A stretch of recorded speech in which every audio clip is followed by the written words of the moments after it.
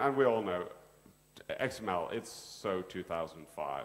We need something that's more modern than XML. But this is just a small example. I have seen XML files extremely huge, where nested. I want to talk about it.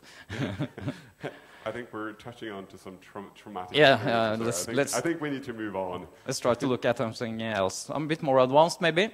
This is not anything that exists, or you? Sorry. Yeah, Class Mapper. Yeah. One guy in our project has an open source project called Class Mapper, which is also being used in the project now.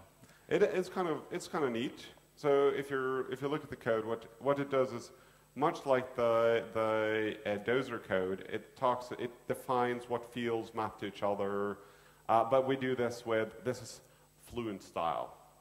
That's much more modern. Fluent is cool. Fluent is cool. So what's the advantages and disadvantages of this approach? Well, I think it's more easy to read, and I'll have it safe in my Java code. I like to have it in Java code.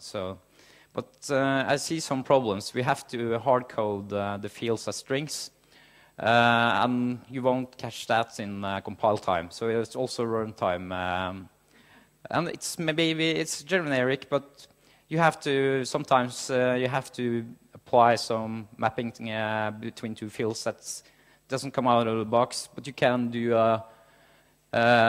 supply a class which can do that mapping for you. But it's not always that trivial. So it's kind of it is kind of advanced, and it's not trivial to understand. But there's something that kind of strikes me. Yeah. Do you remember when we were integrating with that other system, and we just integrated using the database? Yes. That was actually pretty nice, wasn't it? Yeah, that's just got us thinking. It's easy